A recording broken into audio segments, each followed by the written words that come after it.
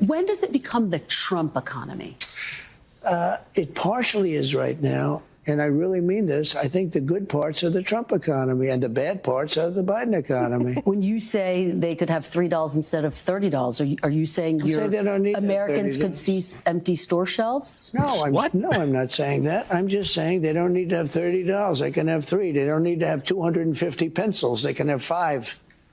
But you're basically saying there could be some supply shortages because of the tariffs. We don't have to waste money on a trade deficit with China for things we don't need, for junk that we don't need. Prices are already going up on some popular items, tires, strollers. This is such a dishonest interview already. He was, I think, on CNN or MSDNC, but they're both failing networks. You're happy to know, even though one of them, I guess, is related to you in one form or another, although they're trying to cut him loose as fast as possible. What do you say to those who believe you are taking the country down an authoritarian path? Well, there you go again. Why don't you ask it a different way? I can't name one Democrat. I mean, I look at the Democrats, they're in total disarray.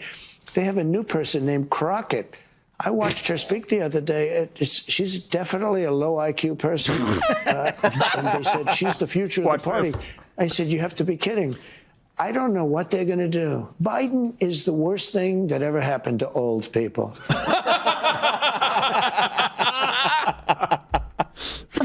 Stick the landing.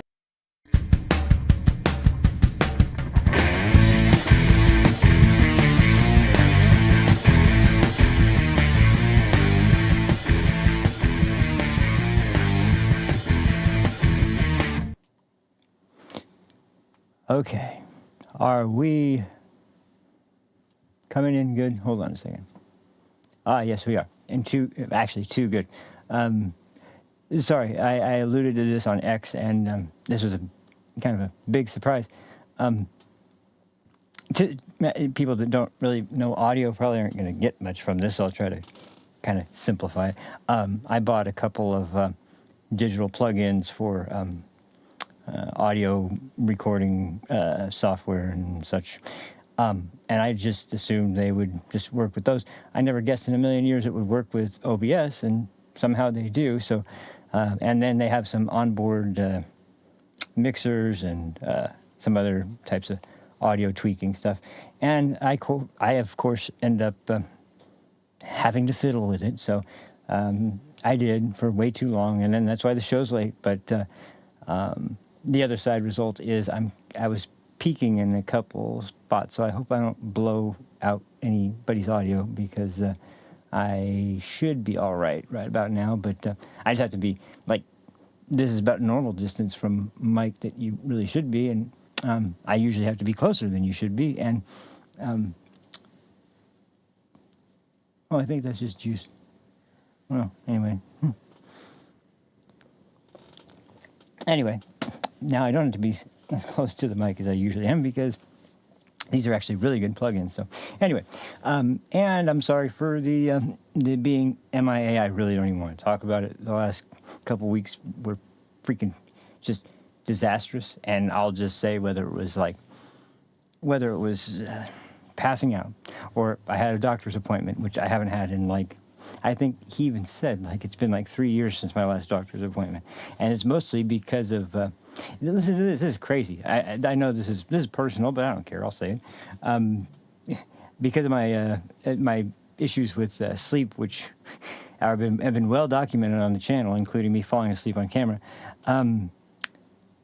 I need to have an MRI, so that's fun.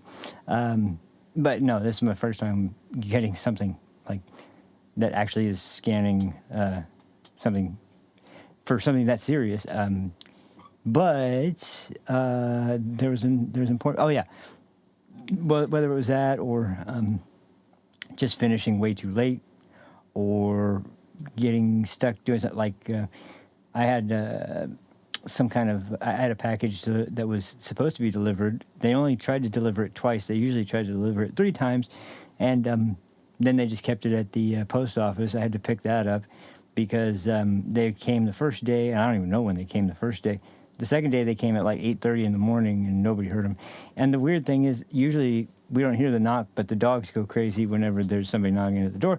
So we usually hear that, obviously. But this time they didn't really do anything. So I don't know what happened, but it's kind of strange there. And everything from, random things popping up to my stomach just being in knots from just this weird anxiety, and it was just one big problem after another, and it really sucked. And so I'll just leave it at that, because there was a lot of good stuff. That was just an example. I had to use that clip because it was. There's been some zingers the last couple of weeks, and there's also been some stuff that has infuriated me. But yeah, it's been nothing but nonstop information coming out from Washington and from the White House and from the Senate and Congress, and they've been either kind of sounding somewhat like they know what they're doing, all the way down to sounding like more lunatic than I've ever heard the Congress sound before, and more the latter than the former, because I'm not going to talk about this today, but I'll just mention it. I'm sure you guys saw the story from New Jersey of the three ridiculous radicals who, if I didn't know any better, I would say they were trying to storm the building and insurrect some of those migrant gang members. And call me crazy, but I don't know. They should be maybe at least facing impeachment or something. I don't know. I don't know if that's. Maybe their constituents can say, "We demand you step down." They won't. If they elected people that stupid to represent them, they won't. They won't freaking demand they step down. But we had Mayor Baraka, who I would imagine is a guy with really long claws that come out of his arm and super sharp teeth, and then bald, which I think that part's actually true. But Mayor Baraka from Newark, New Jersey, got arrested, and he became the new messiah for the Democrats at least for a little while. There'll be another messiah pretty soon, because I'm sure that there kind of has to be. But at least for a little while, Mayor Baraka was getting the kingly treatment, because they claimed they were there on an inspection, which, sorry, you got to kind of plan these things. You got to call, the way that you guys always do when you are going on an inspection. You don't just show up at the place you're going and then just say, yeah, we're trying to inspect the place. And under the pretext, once again, just like with Kilmar Abrego Garcia, of we want to make sure that they're all being taken care of and they're all in good condition and everything. It's like a brand new building. It's got better conditions than most of the residents in the fucking state. I think they're doing fine. I'm far more concerned about the residents there, and definitely more than the mayor of Newark, or definitely more than any idiot senator. Well, no, I take that back. Jeff Van Drew is from New Jersey, and he's pretty. He's a pretty plain-spoken guy, but he's decent enough to be someone who is not cuckoo, I guess. But anyway, what's going on with the transmission? It dropped really low, and man, that's weird. Well, I guess it wasn't that bad. Anyway, but yeah, Ed, that was their grand plan for. That was their grand plan for that day. That turned out very well. That was just perfect. But unfortunately, reality kicked in, and these were all senators that, or people from the House, so they're members of Congress, most of which are fairly newer members. None of them were freshmen, I don't think, but newer members that really were probably just trying to make a name for themselves by getting involved in something controversial and making themselves look like fools, basically, in the process. So that was basically, mission accomplished in that regard. But yeah, it's actually pretty ludicrous, because once again, in any other scenario, if this was like any other group of congressmen, especially Republican, if they're even independent or, someone that is on the left but doesn't always vote left, that they would be condemned immediately. And then someone like a Fetterman doing that's like, no, they're starting to turn on him, by the way. I knew it would happen sooner or later, but they're starting to ask the ridiculous question, like, well, I'm not sure if he's going to be able to serve for very many terms consecutively, and we don't want to lose his seats. It's like, what was all that, what was it, ableist thing that you guys were talking about when you guys wanted him in so bad, and now he's there, and I guess it's not ableist anymore to want him gone. I don't know. But we all know why they want him gone, because he actually is somebody who likes, like the actual free-thinking members of Congress actually sometimes decides once in a great while to vote against his party. Imagine that. They can't stand to have just one person vote against the party, or that's over. They have to have lockstep or it doesn't work. But it's still like, what's the best way to describe it? Like, I guess. There we go. I guess the best way to describe it is more or less like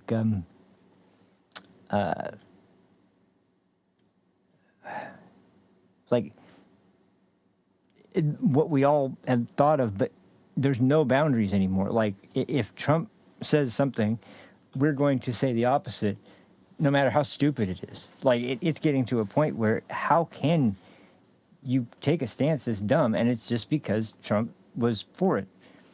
So literally, I think if there was, and this is why, I think maybe he should come out with a campaign of like, save all the stray puppies in the country, and then I guarantee you they would oppose it.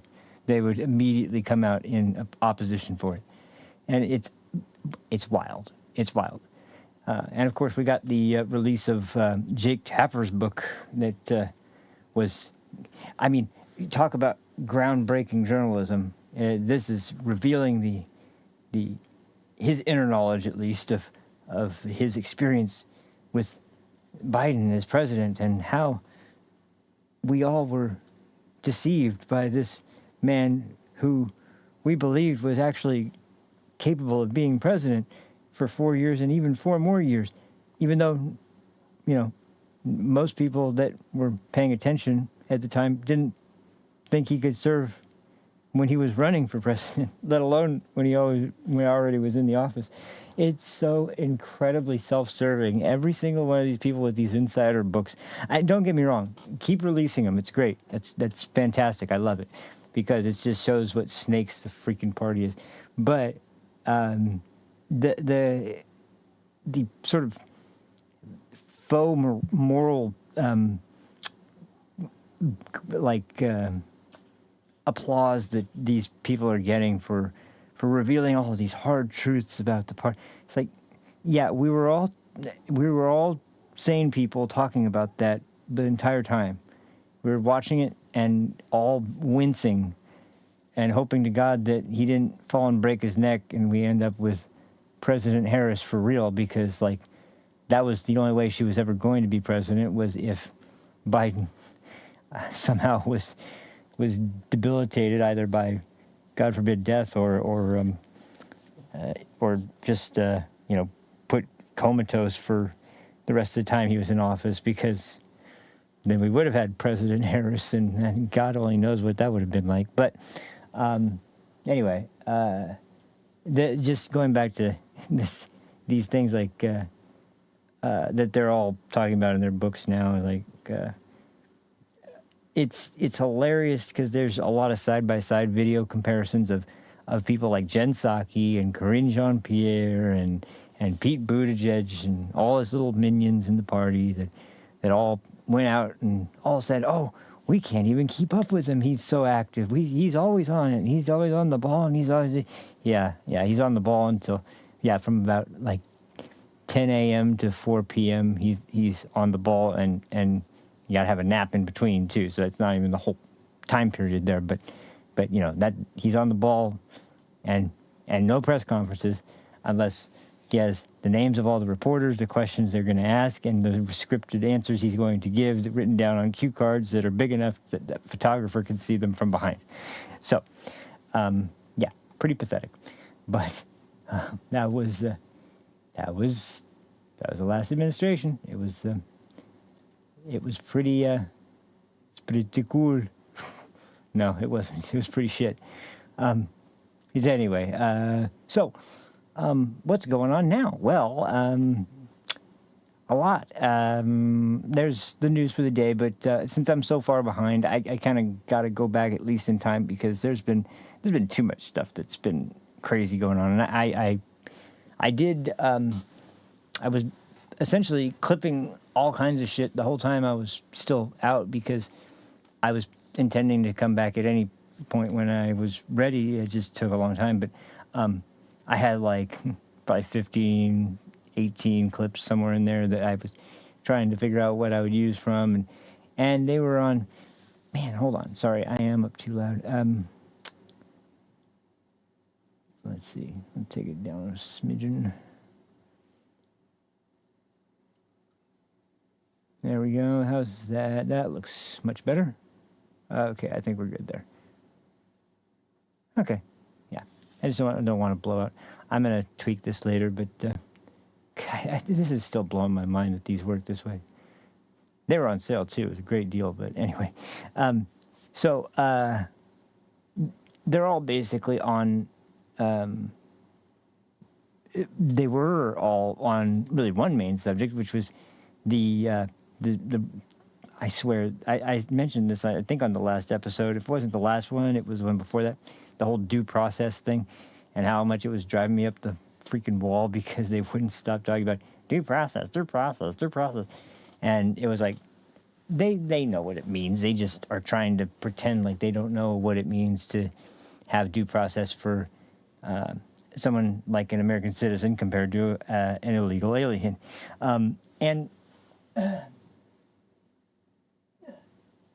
There we go.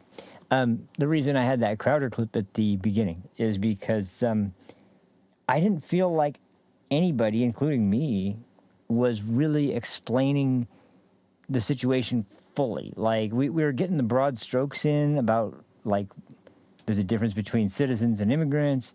The process is different. If you're an illegal, you go through the adjudication process to see if you are determined eligible for citizenship or temporary residency, or whatever it might be. There's different ways that you can be temporarily or permanently a resident of the United States, but that requires totally different processes, totally different standards, totally different, probably different courts. So in general, the whole blanket excuse of asylum being used all this time, number one, is bullshit, and number two, as I explained before, I did explain this, I think, to a sort of efficient standard, which is that there's no obligation to take in people that aren't your neighbors and people are in the midst of a crisis of citizens being physically at risk by their government or by some sort of armed militia or army of some kind that is killing people by way of their religion or immutable characteristics. If they're essentially targeting civilians for some reason that isn't like illegal or anything, like not like they're not people who are breaking the law. Even then, in some cases, like in some countries, the young kids who are homeless on the streets, there'll be cases of attempts by really insane authoritarian governments, the kind the left loves so much, by the way, that will just like if they're hiding out in a sewer drain or something, they'll just take a some kind of explosive, some type of explosive that incinerates like basically everything in these tunnels, and they'll just drop it down and just cook kids alive in the sewers in these countries because they don't want any homeless on their streets. And the businesses complain there's kids stealing stuff from our stores, and then they usually look more like the cartels than like actual military, and they usually act like it too. But the point is that when it comes to like the idea of what's it called? I was just talking about asylum. We did play that clip of Chip Roy. He kind of discussed the idea with Secretary Mayorkas, who would never say one true statement in front of Congress in his life. But if we see somebody who had to go through like 4 or 5 other countries before they got to the border, and then they want asylum here, chances are they're not fleeing their country because they are actually in fear of their lives.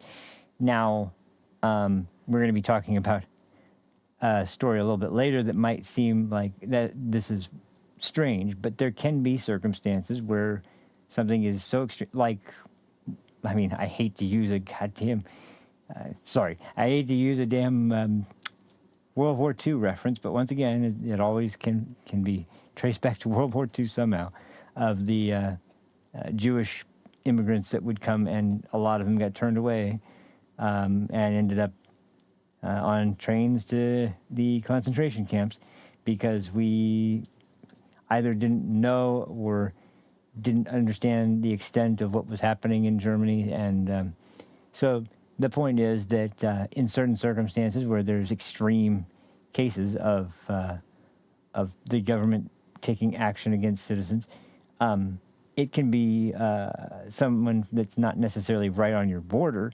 but has been able to make it to your shores because they know that there's no threat there, and depending on the level of the threat and how likely it is that those people will be killed if they were to return. And that's another great example. Like, once again, it's not like they can return and just go back to their home and just sit there and hope that nothing happens.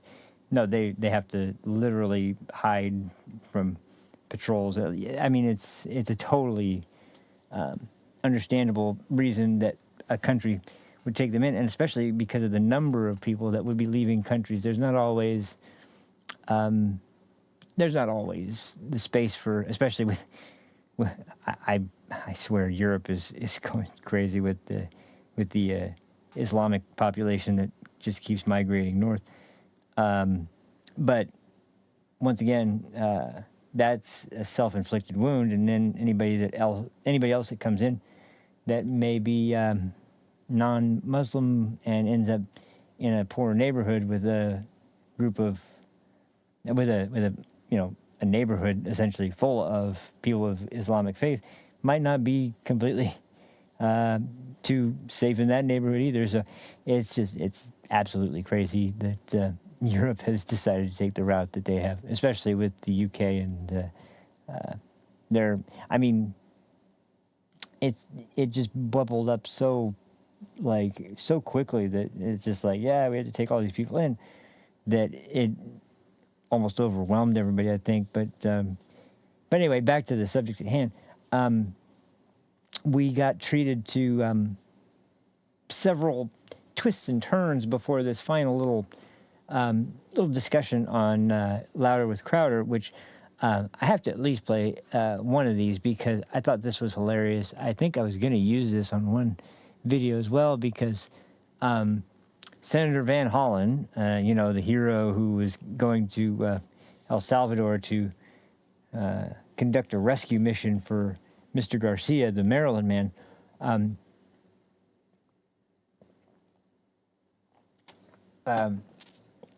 he finally was essentially forced to attempt to somewhat distance himself because the written and I think some audio testimony came out from Mr. Garcia's wife around the time of the 2 restraining orders she took out on him for beating her and beating the children. And it's not exactly defensible shit that he was engaged in. So their narrative that they switched to, that became when they start saying something on the left and they're on news programs, they all say the same thing in every single interview. And it's always like, there's always catchphrases that you can pick up on that basically are so identical between every single one that it's like, yeah, this was coordinated heavily before anybody was confirmed to be like, yeah, all right, you go on the air. But this time it was a very funny talking point. It was that this really isn't about Mr. Garcia. This is about whether the president is actually going to follow the orders of the Supreme Court and if he's going to allow for due process to happen for these immigrants, or if he's going to continue to just ship them off without any proof. It's so insane. And I think I hinted at this, but I don't know if I actually came out and said it in the last episode. It's amazing how the left had no questions and were totally confident that the FBI could find any old grandmother or any, anybody with like kind of hard to see features just that happened to be in the Capitol for maybe a minute or two on January 6th. They somehow get the idea that the FBI and the DOJ know how to track down those people, no problem, and get them in front of a judge where they can basically put them exactly where they want them and arrest them and put them in prison for 4 years, and then they're still pissed that they didn't do enough time because they just want them to rot in prison, really. And that's totally understandable. But how do they know, other than racial profiling, obviously, is what they're doing, but how else would they know who's an illegal alien?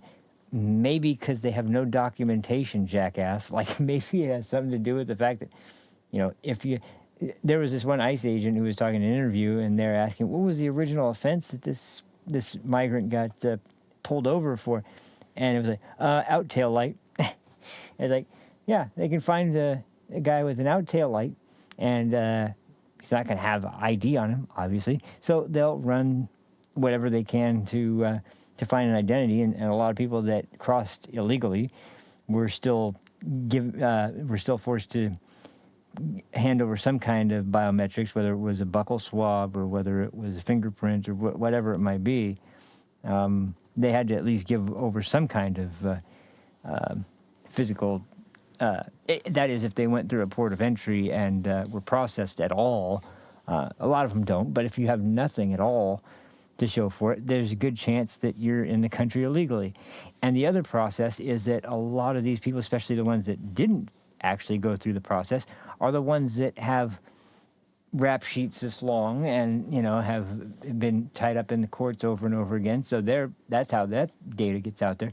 So if these idiots are too stupid to figure it out, just because they're here illegally doesn't mean they don't have ways to find tons and tons of information about who is here illegally and who isn't. Somebody was just talking the other day about how they identified a lot of MS-13 members. Guess what? They use moles. Those people that go undercover and or they're confidential human sources. The ones that Christopher Wray talked about, like the ones that went to the protest on January 6th and actually weren't authorized to go into the Capitol, but they went in anyway and were waving people in. Yeah, that's the same kind of thing. Except these people don't entrap them. They just meet them, find out they're involved with the gang, and then they more or less track their movements and see what kind of things they get into, and it's usually drug related, but there's obviously much more than that. But anyway, like the idea that it's so incredibly obvious they would have a way to find every single solitary person that was on the Capitol grounds on January 6th, but there's no way in hell they could possibly identify people who are illegal immigrants unless it's all racial profiling that's involved. It's so fucking ludicrous.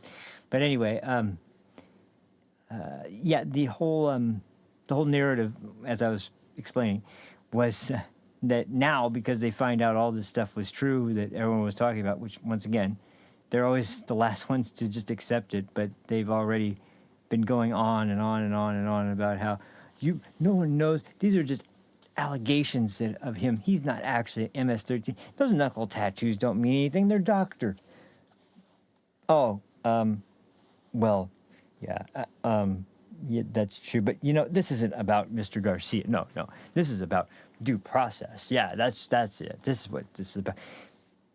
These fucking pussies. I swear to God, these people are the most dishonest, absolutely craven ogres, fucking like disgusting people I've ever seen in my life. It's incredible that they can continue with lie after lie after lie about a group of people whose number one claim to fame and signature for how they're known is because of how brutal they murder people and how much illegal activity they're up to. Like, they're cool. They're gonna vote Democrat, so I'm sure they'll be fine. But no, it's like, how in the hell do we get people like that make this their mission in Congress? Well, let's take a look-see real quick, and we'll go over some of these ridiculous ways that these people are speaking about these sorts of things, and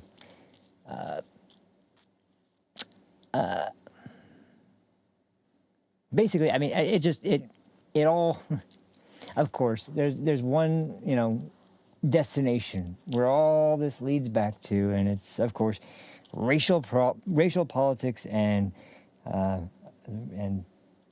the sins of America and how evil we are, and slavery and Jim Crow, and I don't know what that has to do with Hispanics exactly, but that's it. All goes back to evil white American people who they just continue to demonize, and it's unbelievable that they're sticking with that even after the last election. I mean, they seem to be constantly still in the recent events where Kamala Harris has popped her head back above water. She's of course been defended as recently as by Joe Biden on The View, which talk about must-see TV, right? That's probably one of the best interviews they've ever had. No, it was absolute. Well, I guess in some ways it was pretty interesting, but not in any way that they're intending. But they're convinced, of course, or at least they're told to explain that, of course, Kamala lost because America just wasn't accepting of a black woman to be president. Like, fuck off. Like, who was that guy? Like, there was this guy in there somewhere, and I can't remember his name, but man, he was pretty influential. I don't know. It's weird. Oh, damn. But anyway, once again, racial politics what happened to this thing? Oh, I know what happened to this thing. Hold on. This is annoying. Is it this one? Nope, it's not that one. Oh, it might be because... sorry, I was getting excited about my soundboard again. I was finally going to use some clips, but it doesn't look like it's going to work. I think... well, once again, audio problems starting today were not very easy to fix, but yeah, that's how things go. That's weird. Oh, I wonder if let me just see this one thing. It'll just take a second.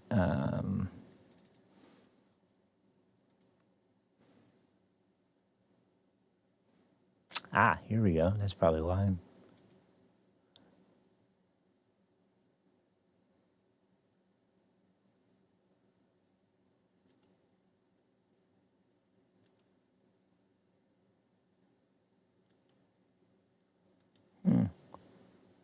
Can you change it here? Oh, maybe you can.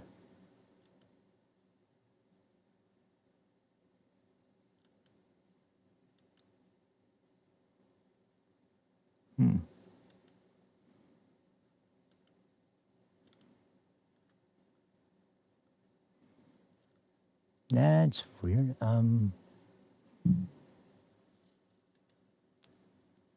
Oh, I wonder if there's an update.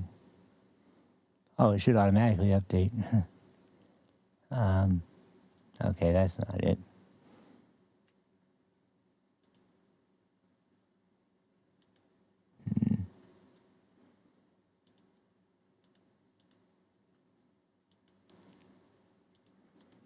That's weird. Devices.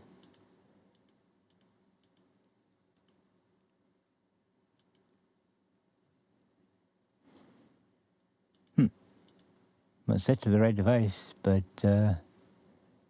it's not allowing me to play. I mean, I could change them one by one, but that would take too long, so I'm not going to do that. But yeah, that's okay. Never mind. I just was, man, that sucks. I have some good ones. I have some new ones I haven't even played yet. So, well, anyway, where's Oh, there is one thing I could do. Sorry, we'll get to the clip in just a second. I'm just this is annoying. And you know me, I get all freaking tied up on these things. And wait, what happened there? Oh, never mind. Where's the file? Okay, there we go.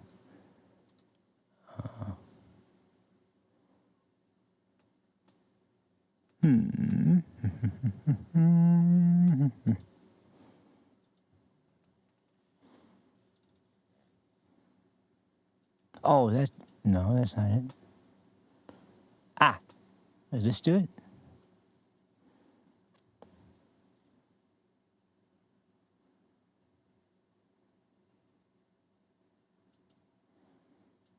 Oh, maybe it has to be like maybe it has to be like on the same channel as a microphone instead of speakers. Well, let's see. Black Lives Matter Nope. was founded by a bunch of fat, black, radical lesbians. Yeah, no, I guess it just has to be on there. Anyway, yeah, that's that one I played before, I remember, but I was trying to remember. The name of the president that I was just, for some reason, even though, Kamala lost, and they say it's because of racism and sexism, as far as the racism part, it seems kind of odd because, geez, I'm going to do the joke again, I have to try it one more time because, geez, what was, oh, wait, hold on. Almost there. Yeah, there we go. Yeah, what was that guy's name? I can't remember, but... Woo, Obama! That's right, that was what it was. It was Obama. It was Obama. Anyway, the freaking Randy Marshman, that didn't have as much punch. It sucks. Anyway, let me get to the clip. Because, yeah, this is too... This is just too ridiculous to take seriously. And there's also one other clip that I'm going to play after this one, which is, I got to say, I didn't know, I mean, I knew how Kristi Noem was as governor of South Dakota. North Dakota? South Dakota? South Dakota, right? I think it's South Dakota. Anyway, I I knew she was a very successful governor. I knew that she had been one of the governors that had taken the immigration crisis seriously. I knew that she had been pledging a lot of the National Guard of her state to go help with Texas and Florida and the efforts to stop some of the illegal immigration. And she didn't buy into any of the sanctuary laws or any of the transgender pressure or anything like that. But I had no idea how she was going to do as head of DHS. I thought it wasn't a really terrible pick, but I didn't really see it as a pick that was necessarily all that great of a fit, like one that would have really stood out. But, whew, man, she has been on a tirade lately, and just so happens that she got to confront Senator Van Hollen.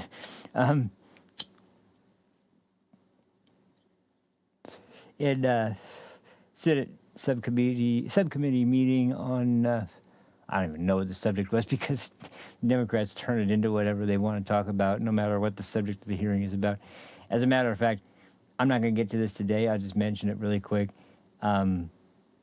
Dan Goldman got into one of the most ridiculous fucking temper tantrums I've ever seen from him. He is such a little whiny bitch, I swear. And Andy Biggs had to really, I was proud of Andy. He had to knock him down a couple pegs because he wasn't gonna put up with him fucking. I mean, the dude straight up, just over and over again was just flat out insulting. What's his name? Jonathan Turley.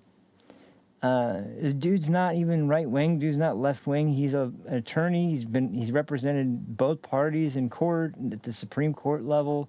He's a constitutional attorney, and the dude knows fucking law really well. And he's been a witness on both sides of the House. But you would think that the dude was partisan right hardcore when Dan Goldman is sitting there berating him as not that great of an attorney and not all that knowledgeable about the Constitution. I mean, he was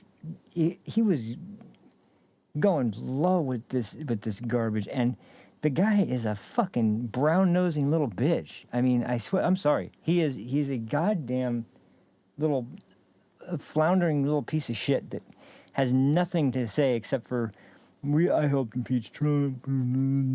Like that's all he has under his belt is he helped to, probably most importantly, he was part of the January 6th committee, and so you wasted taxpayer money on some stupid ad on television for your ridiculous party. Well done.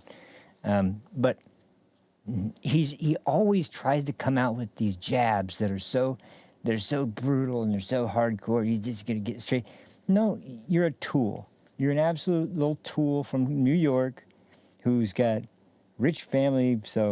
And you're gonna lie about rich people, by the way, which of course you benefit probably more than anybody else in the room. But it's just like that's why the guy drives me up the wall. I mean, next to Adam Schiff, who is of course probably the most insufferable person or creature or whatever he is to ever stumble into the grounds of the Capitol building in the history of the country. The most detestable, lemon-faced, weird, alien, not even a human being. Like I said, I don't know what he is. But I'll tell you one thing he is. He's annoying as all fucking hell. That's what he is. But anyway, back to the point I was getting to with Senator Van Hollen and Kristi Noem, and also some of the statements from the Democrat Party about how this isn't about Mr. Garcia anymore. So I should have that right here. Yeah, here we go. I think I kept up my habits correctly, and I put everything back where it belongs. So yeah, indeed I did.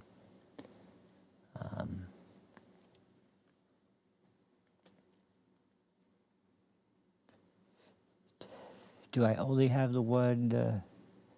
Yeah, I only have the one from Congress, but that's all right.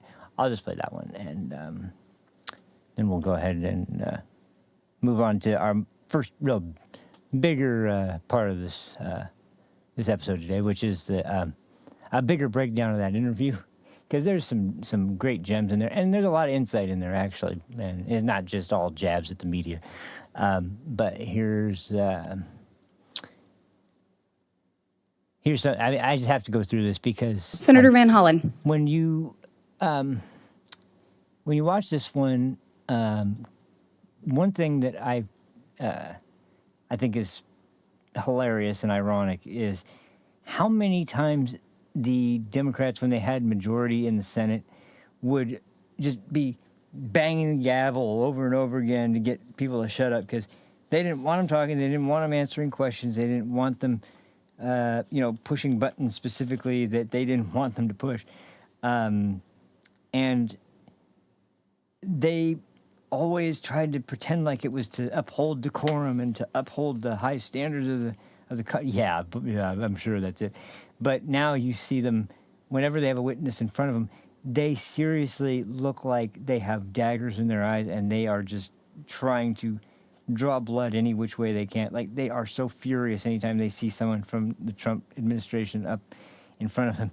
And in this case, it's a great example of that, because, my God, he does not want her talking except for to very specifically answer the questions he's putting forward in the very narrow way that he wants them answered. And I love the way that, because this is what Dr. Fauci did. This is what Christopher Wray did. They answered the question with a non-answer and would just stop talking after that. Or the classic from Christopher Wray, as I'm sure you can appreciate, Senator, we are in the middle of an ongoing investigation on the matter, so I can't really go say too much about that. No matter what it was, there was always an ongoing investigation. Or as I'm sure you can appreciate, I will not talk about internal employee matters that are still under discretion at the FBI, but yeah, of course you won't. It was just smoke screens. It was just ways to not answer Congress. But, I mean, the whole point is, if you're in the oversight role in the House or in the Senate, and the witness that you're interviewing is preventing you from overseeing your agency, then essentially you're not under the control of the federal government anymore. And they wonder why DOJ is trying to cut all these fucking agencies, because they are beyond the control and the scope that they were intended to be for, and really don't serve many purposes in some cases. And yet we're all still shelling out even more money for them now than we ever were, because every single one has their own little schemes and their own little plots and plans for what they're going to do when they get all this money they're promised by Congress. Or when they can get in front of Congress and ask them, we need this much money or that much money or whatever. And it's just a free-for-all for everybody, and see how much of an absolute fraud you can be to get the most money. And the agencies usually win, which is why they're still there and they're still getting money. But that's why they are so angry when Elon Musk comes in and starts digging through the records of what they've been doing, because they haven't been doing much. And things of substance, very, very, very little of anything of substance that's actually tangible to help anyone in this country. But when it comes to illegals, we got to protect them at all costs. So anyway, so to this segment of Congress, we can listen to this hack and his questions, and then a much more level-headed and honest senator, who happens to be pretty hilarious as well, will take his place afterwards, and it'll be a good palate cleanser. So anyway, here we go. Thank you, Madam Chairman. Madam Secretary, it's good to see you. Good to see you, too. And I was glad to see in your recent testimony that you reaffirmed your obligations to uphold the Constitution of the United States. You see how he's And I laying the understand you had an foundation. exchange with Senator Murphy on the Abrego Garcia case. And so I'm just going to put the question directly to you. Are you or DHS doing anything to comply with the 9-0 Supreme Court order to facilitate his return to the United States? Just yes or no. This administration is following all federal. Before he puts up his ridiculous fucking objection about it, I would tell him also, take that up with the president of El Salvador, because from what I heard on television that was broadcast all over the world when he was sitting with President Trump, that that's their citizen, and he's in their prison, and they can't just take their citizen and send him back to the United States. And no court in the country of the United States can order El Salvador to do any such thing. So this ridiculous notion that they could be doing more to, what? Are they supposed to be offering money to buy him back or something? Like, what's the plan here? And what is this great worth that this citizen of El Salvador that you so desperately want back in the United States, what exactly is it going to be? More women getting beaten? More children getting beaten? Getting bold enough to get to the point of murder and rape? Like, what? Where are we heading with this? Because you can deny it all you want, but there is a pattern emerging here, and well, not emerging. The pattern is flat in everybody's face, pretty obvious. But like this, every single aspect of this whole thing already is just setting the table to ask this kind of question, because it was the same kinds of questions they always asked when they were going through the affirmation process, which was always, will you stand up to Trump if he is telling you to do something that is against the law or as against your duty as the head of this blah, blah, blah. And it's like, well, first of all, I'm kind of surprised you don't want to know about what I intend to do if I am confirmed. But secondly, how about we see if there is anything unconstitutional that is ordered to happen before you start going through every possible hypothetical that you ascribe to Donald Trump as him intending to do, because apparently you're psychic or something and you know exactly what he's intending to do when I'm confirmed as for this position. Like, it's all predicated on this one idea that, yeah, Donald Trump, he's going to do this as soon as this person's confirmed. So we want to make sure you're loyal to this. And it's just a game. It's just a stupid game. It's fucking retarded. I'm sorry, I use the R word. That's I apologize. Orders. No, so this is a It's simple the question. president's prerogative on conversations that Madam happen Chair, with the president of El I Salvador. ask a Chair. simple question. We have a limited amount of time. I just asked you, now Madam you care about it. Secretary, whether or not you or the Department of Homeland Security are taking any action to What does that have with facilitate Homeland the Security? 9-0 Supreme Court decision to facilitate his return. This is a very To simple facilitate his question. Are you return. taking any action to facilitate his return, or are you not? This administration is What would following you and do? complying with all federal court I'd- orders so- to make sure that we So you are, because the court ordered that you facilitate his return, so you are facilitating his return. You Sir, are Senator, thank you for the facilitating his question. return. But what I would Madam tell you Secretary- is that we are following court orders and that your advocacy for a known terrorist is alarming. Here we to go. me. Madam It's Secretary. alarming to me because he's a human smuggler. Madam he's a Secretary, wife I'm going to have to beater, reclaim and my a time. terrorist, and Madam- he's not a U.S. citizen. She shut him He's up a citizen good. of El Salvador, and he's home. If he were to come back Madam here, Secretary? we would take him immediately All right, back I'm going to have to, Madam Secretary, you should know a couple facts then, which is, number one, in 2019, the immigration court said that he should not be returned to El Salvador because it would put his life in danger. The Trump administration at the time did not appeal that decision. After that, he got a work permit and was working so everything's legally different in the now. United States of America. Everything's different now. This because is that work also permit, why yeah. the district court and the appellate court and the Supreme Court No. have ruled as they have. I suggest that rather than make these statements here, that you and the Trump administration make them in court under oath, because despite they what you did, just man. said, the federal You district guys court, are who's judge is misrepresenting hearing this the case right decision, now, and said, and I'm quoting, that I the don't give a shit administration about has that guy. provided no evidence linking Abrego Garcia to MS-13 or any other terrorist activity. I'm not vouching for the man. I'm Yeah, here we vouching go, for his here we due go. Yes, you process are, rights. sir. You've No, been no, vouching no, for Madam him. Secretary, Yes, you with have. I would respect. suggest that you defend and Madam stand Re- alongside Madam- the victims this- of you're- illegal this is crime in political this country, rhetoric. the citizens who live here and Do are you- United States Americans. I would suggest you advocate for them as hard Madam as you do Secretary, those foreign terrorists. I know you're doing a political speech No, here. I'm I not, get it. sir. No, I'm no, asking you're questions doing a of law. political No, you're speech. just I'm, spewing I truly rhetoric. believe this. I Well, you're truly believe spewing this as an rhetoric. Let me ask you American. this: Oh Do you agree? Do you agree with Justice Scalia in the Supreme Court opinion in Reno v. Flores that, I'm quoting, "It is well established that the Fifth Amendment entitles aliens to due process of law in deportation proceedings." End of quote.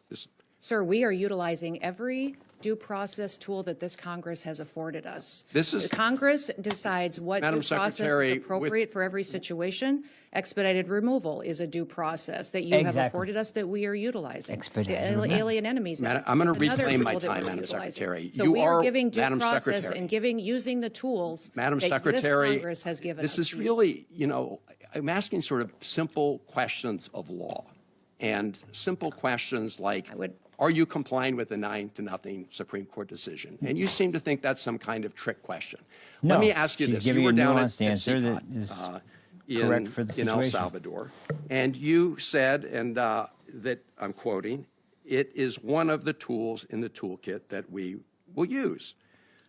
And it's well known that the Trump administration is paying the government of El Salvador to keep these individuals, including those who the to U.S. keep courts have them? determined were illegally taken the out hell of is the he country in talking about? violation of their due process rights. Have you Oh, seen yeah, the, yeah, their the, due the process grant rights that they document don't between have. the United States and the government of El Salvador with respect to the CCOT? It's important that everybody knows the consequences of what happens for their actions in this country. When you break the law and you're a member of a foreign Madam terrorist Secretary, I asked you a organization, there are question. Have you consequences seen to the that. document? This is not hard. Yes, I have. Okay. And what are the provisions of the doc? So do you know what entities in El Salvador are Sure, receiving I'm the sure funds? you can demeaning. see this document as well and have Well, looked at it for I'm evaluation. glad you as raised well. that, Madam Secretary, because I sent you a letter along with many of my colleagues here on April 8th asking for, among other things, that document. Will you respond to the letter that we sent? I will respond to your letter. Can I get some sense of when? We will take a look at it. I don't remember seeing your letter yet, but I will certainly Well, take it's a look been at there it over and a give you month. a The response. senator's time has expired. I Madam wonder Chair. why Senator her. Kennedy? Madam Chair, Oh, this is great. This is great. I have some additional questions. No, related sir, to that's up fire to you cap. to manage that time. Senator Kennedy. Madam I Secretary, need a little help from a chair that respects the members of the Madam- I'm fuck sorry, dear. off. This is- you pretty much secured the southern border, haven't you? Yes, sir. The CBP, And this that president have. that upsets some of my colleagues, doesn't it? They say you've done it the wrong way, haven't they? Could you answer that? Yes, sir. They do say that. Do you think they're upset because you supposedly did it the wrong way, or you think they're upset that you did it at all? I think Yeah. they're upset that by President Trump enforcing the law, it happened so quickly and successfully. Yeah. Now, when President Biden came in, I love Senator Kennedy. the He's first hilarious. thing he did was get rid of all of the things we were doing to stop people from coming into our country illegally, didn't he? Yes. I mean, it was like the price is right. Come on down. Except he said, come on in. And most of my Democratic colleagues went along with that, didn't they? Yes, they did. In fact, they cheered him on, didn't they? Oh, yeah. Is that a yes? Sanctuary cities and How many free people food, do you free think medical benefits, President and Biden free let into housing, our country illegally? free phones. Just give me a ballpark figure. Sir, we don't know for certain, but we believe it could be upwards to 20 million people that are illegally in this country. So that's like adding 10 Nebraskas to our country, isn't it? That's correct. Why do you think President Biden and my Democratic colleagues did that? Do you think they believe in open borders? I think they believed in open borders and letting people come into this country that would affect our society and criminals. Those other countries emptying out the worst of the worst, their mental institutions, their prisons came in here and jeopardized, and known terrorists. Well, only one or two circumstances are possible, it seems to me. Either President Biden and the Democrats who supported him believe in open borders, or the people that President Biden put in charge of securing the border, you wouldn't trust to run a snowball stand, right? That is correct. So nobody is that incompetent. So it has to be, they just believe in open borders, do they not? Yes, because I know the people who were securing the border and they weren't allowed to do their job. Do you think they believe that vetting people at the border is racist? Yes, I do. I think by the way they allowed people in and granted them immediate parole status. Do you think that President Biden and some of my Democratic colleagues, I don't want to paint with too broad a brush, Madam Secretary, thought of these foreign nationals in our country illegally as potential new voters? Oh, yeah, there we go. Now we're getting down to the meat and potatoes. If you're an ordinary American and you oppose illegal immigration, This is one of the sickest parts of this whole but you thing. support legal immigration, does that make you a racist? No, sir. No, sir, not at all. It just means that you believe there should be a rule of law, and that's what America was built on. And that's what you've been enforcing, right? Exactly. We have been following the Constitution and the rule of law in this country. And I want to be sure I understand, because there's been a lot of confusing testimony here. You've secured the border, have you not? This administration has, yes, sir. And some of my colleagues are upset with you, Yes, sir. and they say you did it wrong. Yes, sir. And do you agree with me that what they're really upset about is that you did it at all? Yes, sir. Okay. I want to ask you a last question about our federal judiciary. I've said repeatedly Oh, boy, here that we go. all of us Here we go. has a moral and a civic obligation to follow federal orders, and I stand by that. But there have been a lot of national injunctions, universal injunctions issued to try to this is- stop you from doing your job. This is so ridiculous. Where were these judges when people were breaking the law and coming into our country illegally? Were any of them speaking up and issuing national injunctions against the Democrats? I don't believe I can be specific about every single judge, but these judges that now are trying to stop us from enforcing our laws, I don't believe or recall them. Can you being think, vocal then. Madam Secretary, of one single solitary federal judge who, when President Biden and my Democratic colleagues, not all of them, but many of them, Gentleman's time has expired. Secretary or Senator Murray went on over about 2 minutes, so I'm going to take a minute. Senator Van Well, if Hollen you just got can- shut down. Yes, right if you on the can, zeros. if you can finish your question. Can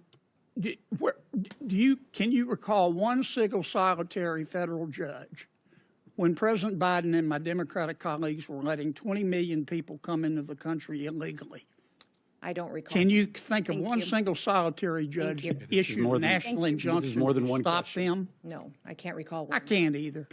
If there weren't you, for Senator double Kennedy. standards Madam around Chair, here, Okay. there And wouldn't so be any Senator Pierce- standards at all, Madam any Secretary. Thank you. Committee, Thank Madam you, Chair. Senator Kennedy. I'd- Oh, yeah, there we go with some weird tunes afterwards. But anyway, yeah, that's pretty much. I mean, I've gotten to a point where it's hard to watch a lot of congressional hearing. Oh, it turns out you guys might not have even heard that. I'm sorry, geez, I didn't have. It looked like it was coming in. Maybe it did. I hope it did. Well, anyway, if you didn't, geez, that really sucks. But to finish my thought, I'm sorry about that. It's when I don't have anybody in chat to tell me these things, I don't know. But I can't even watch a lot of them anymore, especially the House. The House is just, it's just a mess. I already mentioned Dan Goldman, but everybody already knows of the infamous crocket of shit. And then there's, as I heard recently, Eric Chinese swallows well. And just the passive aggressive oozing of just vicious hatred off of all of them is like always permeating the entire room. There's always a loudmouth leftist who has to shout and start screaming about something. And I honestly don't understand why some of the chairmen of these committees don't just like remove them from the hearing if they aren't going to actually, shut the fuck up and follow the rules of the committee, and not continually just use their time to essentially just hurl insults at Donald Trump, at his administration, at any witness that is called by the Republican Party, at any Republican in the House that actually gives a damn about the public. It is just a nonstop, endless string of propaganda to freak people out. That's what it really is, and it is working to an extent, because I have noticed that I was seeing some signs of hope that there were some potential people that had been entrenched and been unfortunately buying into the narratives that are meant to scare the hell out of people, and were actually scaring them enough to believe that you're going to lose your Medi-Cal, Medicaid, you're going to lose your Social Security, you're going to lose your this, your that. It looked like for a minute there they actually were kind of seeming like they recognized, like, yeah, that seems like it's kind of not going to happen. All of a sudden now they're buying into it again, and in fact it's getting just as bad as it ever was before, because I think they may have just been in a period of trying to accept the circumstances and recognizing, because I mean, and here's the thing that gets under my skin about this really badly, is that there were plenty of people on the left that were not ever radical leftists by any means, but were openly among their friends, and these things were discussed on social media, but even amongst people I know, about how someone needs to assassinate Trump, and someone needs to try to assassinate him again, and that would be great. And there were enough people that had some sort of moral compass that was like, wait, no, this is not what we need to be calling for. And yet now I look at it, and it seems more like that was reaction. And then they thought about it, and they're like, well, I don't know, maybe it is. I mean, if we're going to all be losing our ability to take care of ourselves, then maybe that should be that. It's just like somehow they came to the conclusion that, because here's the thing, if you're part of a party that advocates for the murder of the current commander-in-chief, they do it, and they do it subtly, and they do it through their most radical people, but they absolutely agree with it. They will never one time. I mean, when did the news organizations ever even condemn the shooter in Pennsylvania? I mean, did they ever? I mean, they gave, fluff words to, essentially try to pretend like they gave a shit, but at the same time, they're trying to throw him in prison. So, I pardon me if I don't really believe their sincerity, but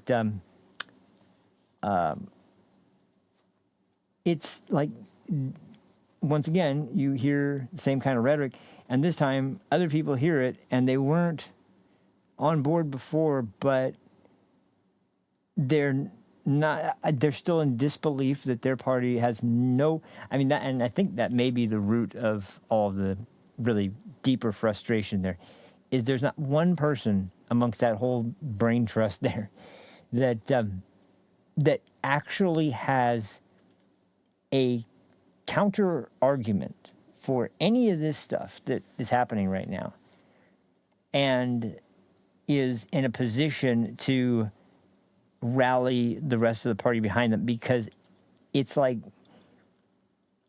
they all are so completely different in terms of political ideologies, but they have only one thing in common, and it just happens to be the strongest thing they believe is that they all just hate Trump.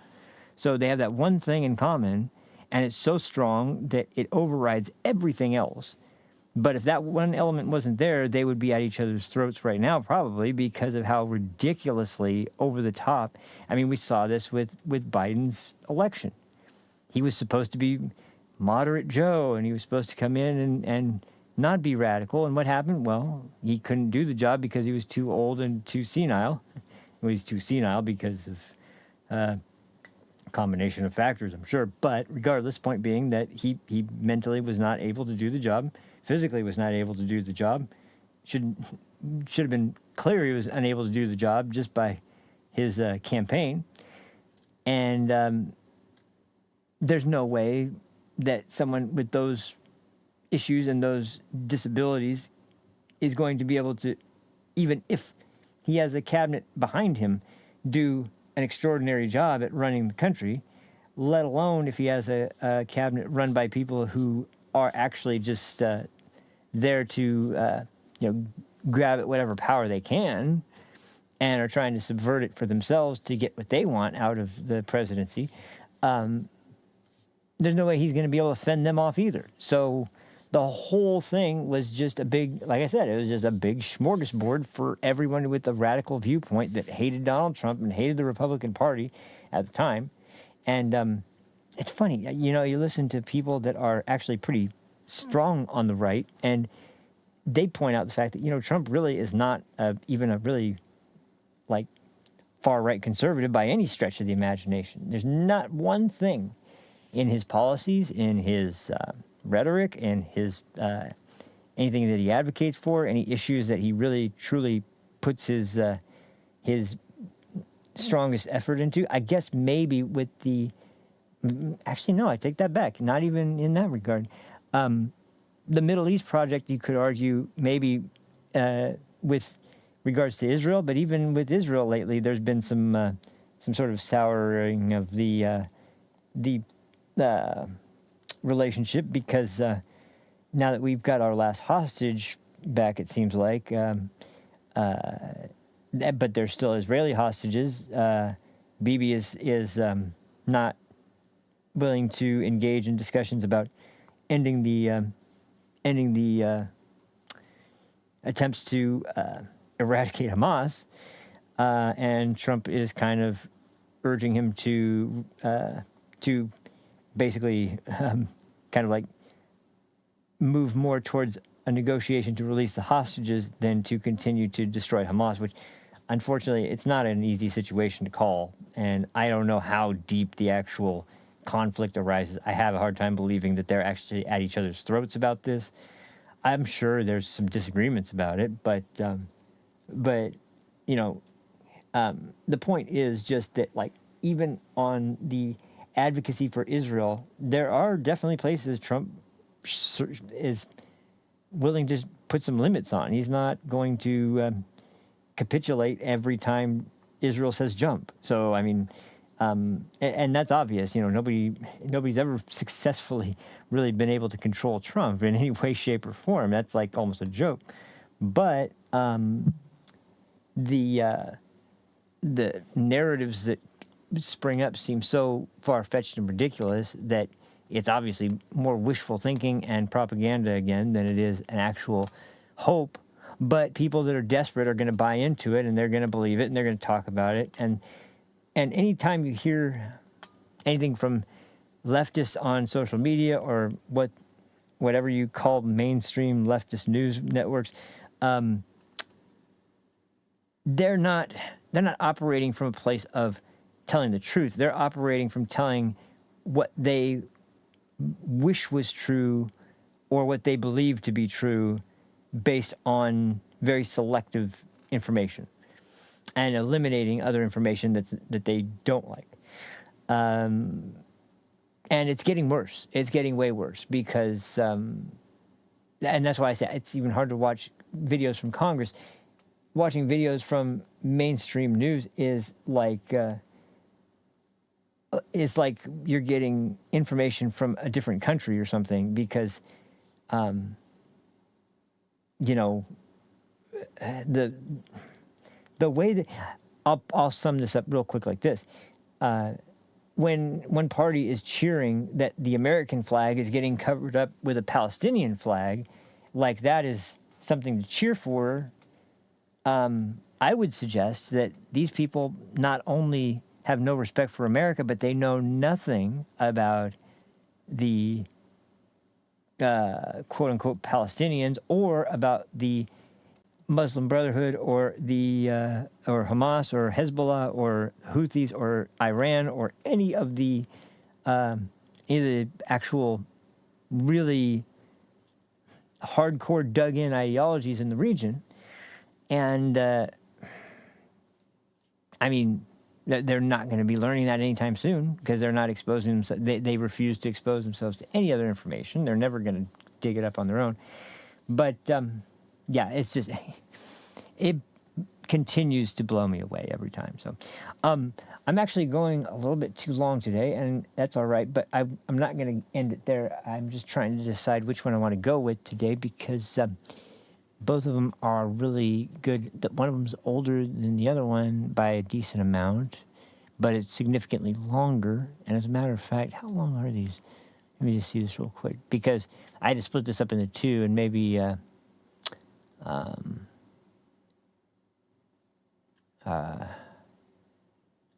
might be better to save this one for tomorrow because it would be a much more longer. Yeah, there would be about 20 minutes just for the videos. But then again, the other one is a little bit. How long is that one? Oh, that one's about. Well, it's just one, but. And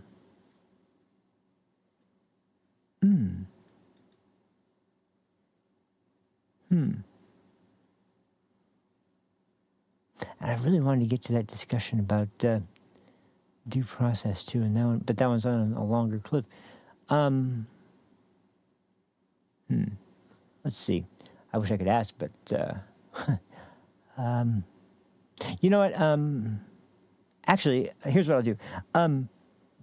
Give me. Let's take a short little break for about 5 minutes, and I'll come back and I'll have a plan in mind. So, go grab a drink or go to the bathroom and do whatever you need to do, and we'll be back up in about 5 minutes. So, yeah, I'll see you guys in just a couple minutes. Until then, do whatever you need to do now, and we'll be back to it then. So, stay tuned.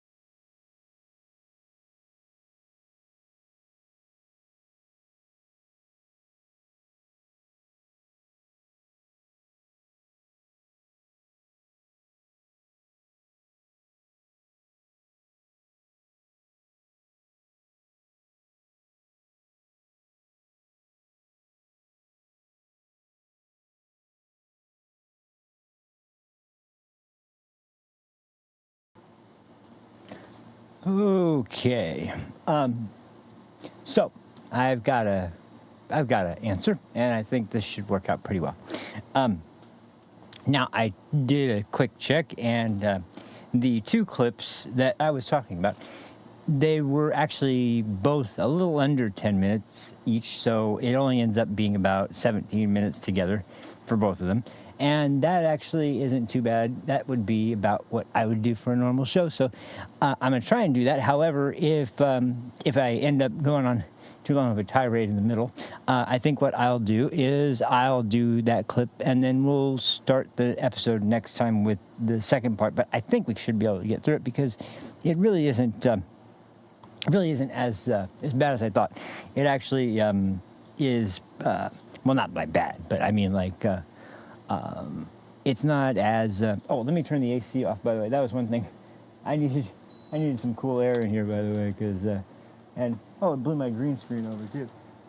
There we go. But, yeah, it's just, like, there's a lot, they touch on a lot of topics, but right dead center is the point about the immigration thing. But everything in this is actually really important because of the subjects that we were discussing just a minute ago about the media in particular and their revisionist sort of way of describing pretty much everything. Sure. Italian ice cream, really good. But yeah, they are doing their fact check thing again. And if you don't know what I mean by the fact check thing, oh, this one will make it very clear. But it starts off with tariffs and financial situations, and then it goes into, domestic policy and then to foreign policy, and the way that they dodge the most critical parts of the discussion for petty jabs to undercut Trump's like any kind of success that would be coming from anything that he does is astounding to watch. And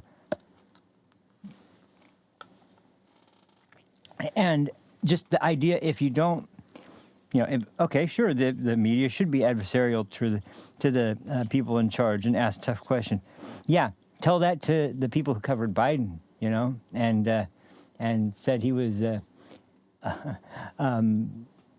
what the hell? What did what's his name? Oh, geez, sorry. Morning Joe. Yeah, Joe Scarborough. And his lovely little take on, about F you if you can't handle the truth, and how this version of Biden is the best version of Biden ever. They weren't pushing for any kind of, any kind of answers to that situation, obviously. So, anyway, so there's the key is that, what border problem? There's no border problem. There's no crisis at the border. What are you talking about, crisis at the border? Not exactly the same type of treatment. Anyway, so let's go ahead and get on with this because this time I made sure to turn the audio on. Let's get started on this because I'm going to try to interject if I need to, but keep it kind of more brief. So, yeah, good luck with that. No, but we'll see what I can do. So, anyway, and like I said, this one is just so critically got so many really good points that are brought up in it that it's just too fitting to pass this up. And this took place about a week ago now, so if it go much longer, it's not going to be as what's the word? Consequential to the current situation as it is right now. So anyway, let's get on with this clip.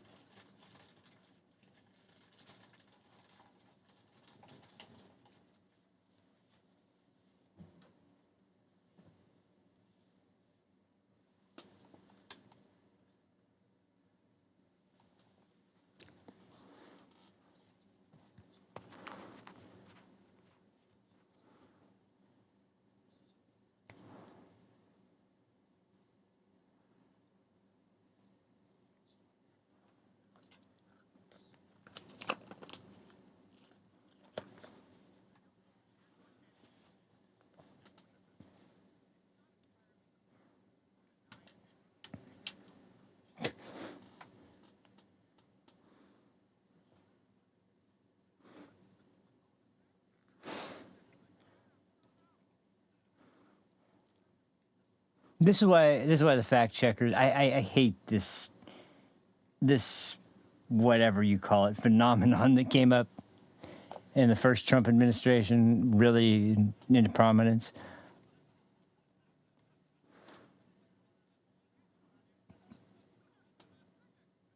Fact check.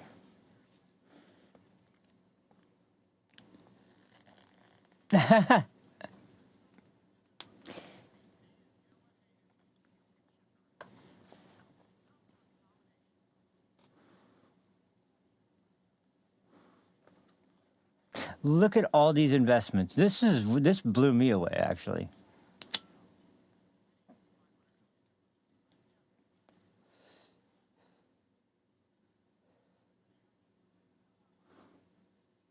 They've been having some hard times.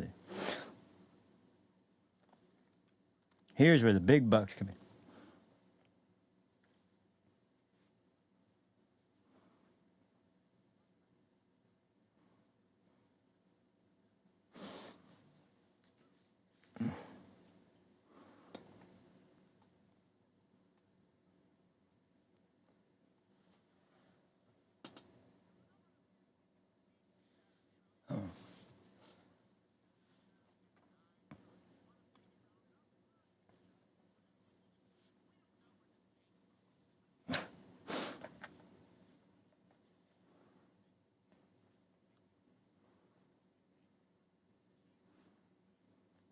This is why the tariff situation, nobody seemed to understand what he was trying to do, and obviously he can't come out and say exactly what he's trying to do, because then everyone around the world knows exactly what he's attempting to do, and they can fight against it. But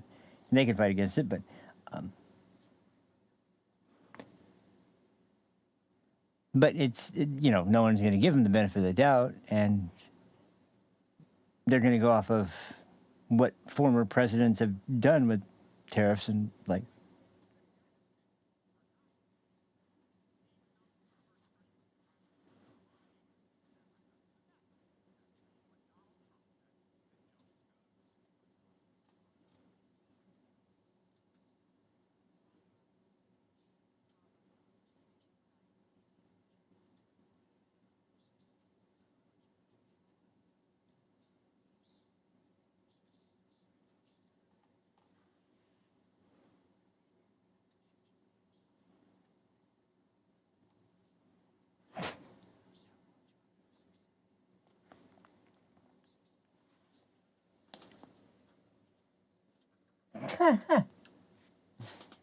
God, what a bitch. Oh, man.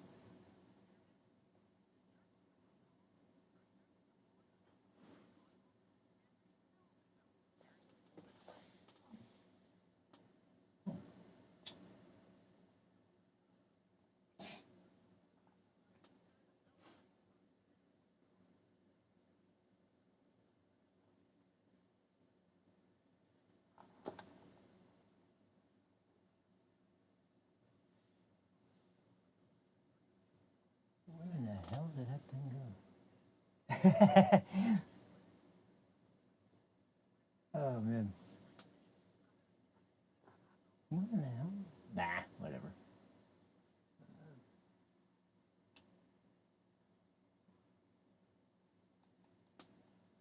Ah, here we go.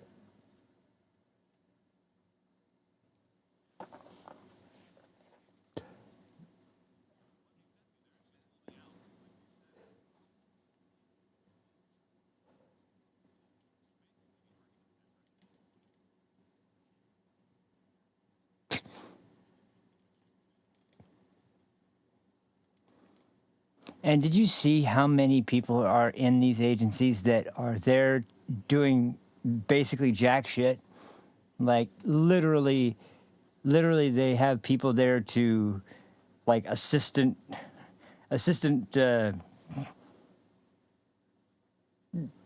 like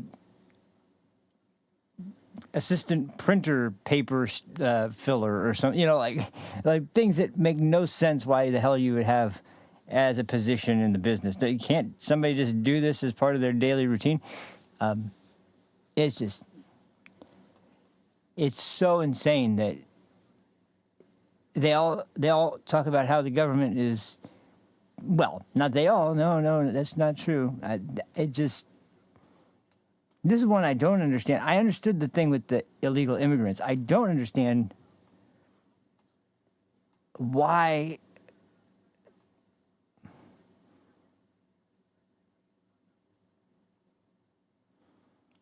Anyway, I don't understand why they want to bankrupt the country. I don't understand that one. I really don't understand that one.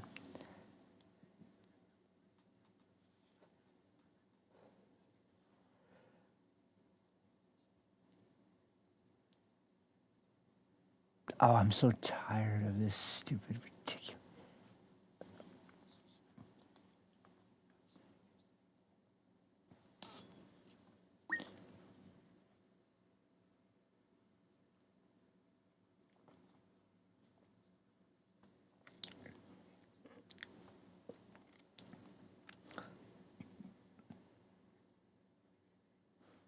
Mm-hmm.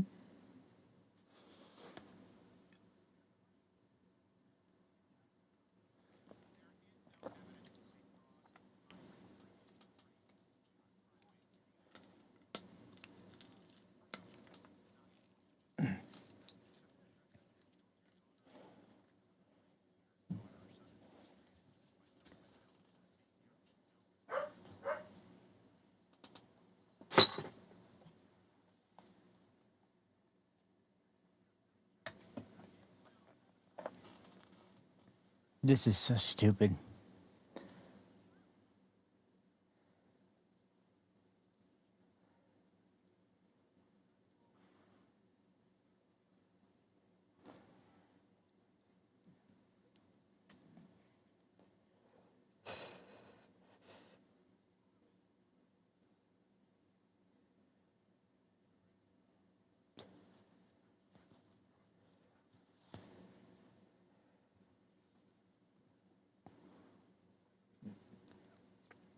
You see what we're talking about here?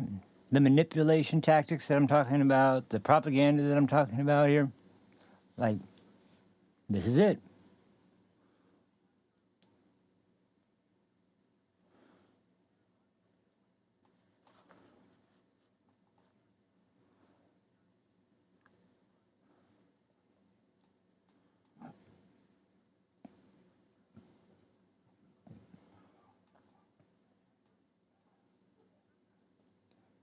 And the part that really pisses me off about that, looks like this is actually going to go over pretty well. What really, really gets under my skin about that one is, I don't know his name. I don't care what his name is, but I call him I don't even have a name for him. I just refer to him because it's the only person that you can think of that would be looking this stupid. The big fat black guy on CNN that has the white poofy hair. It's not even a fro. It's just white poofy hair, and he's fat as hell, and he just goes around and gives ridiculously stupid racist opinions about how evil white people are and how, and I caught this clip of him the other day talking about how he's told his family and people, everyone he knows, if he were killed by an immigrant, why would I care if it was by the... Well, you know who might care? Your family might care because they live longer in that instance. And guess what? They're going to be thinking about the fact that my family member that was killed would still be alive if this government had enforced the fucking law. That's the problem, jackass. That's the problem. I know you probably don't give a shit about anybody but yourself, but probably there's some normal people in your immediate like circle around of friends and acquaintances, and I'm sure that some of them probably don't want you to die. As hard for me to believe as that might be, no, I'm not stupid to that level. You're just a freaking moron. But the point is that that once again we're talking about this ridiculously stupid way of looking at things. Like, I wouldn't care who killed me. Yeah, no shit, you'd be dead. But there's other people that would care. And they're people who care about their friends and their family and their loved ones. And they know for a fact, deep down, that if that illegal immigrant was blocked from entering the country, my friend, my family member, my loved one would still be alive. That's why there's all the angel moms that and angel families that struggle every day with this. And the Biden administration would never even call them. No one would ever refer to them as, no one would ever reference the grief that they were going through. And if they did, they always had some backhanded way of trying to blame Republicans for their overly aggressive enforcement of border patrol, or they would say, like Biden's ridiculous statement of there's more American citizens that commit murder in this country than immigrants do.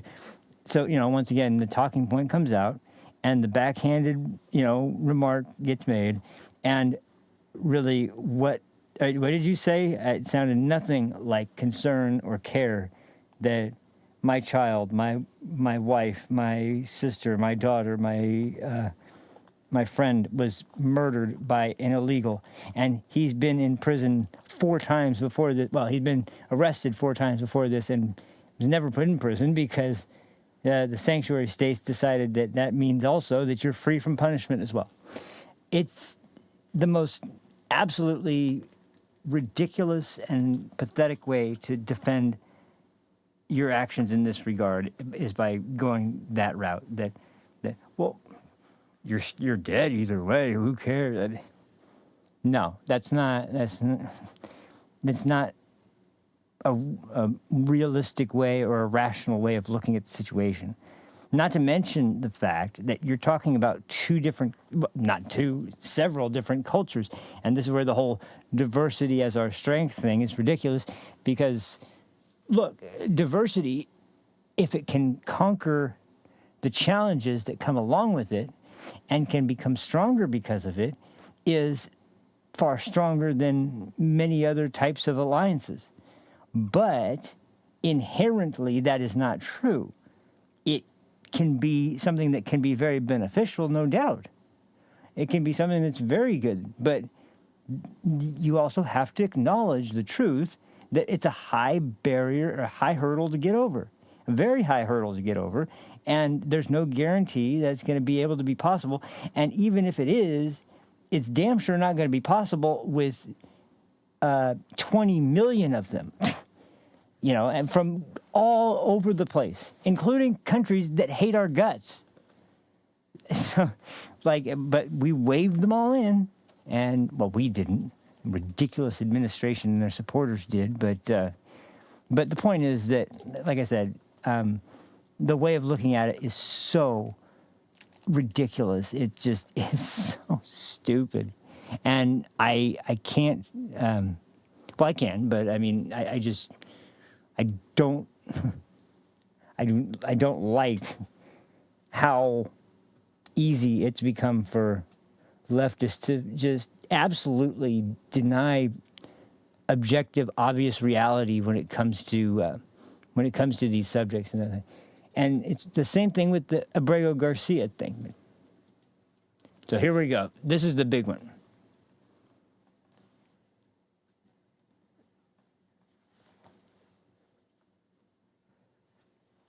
Like I mentioned before, yeah.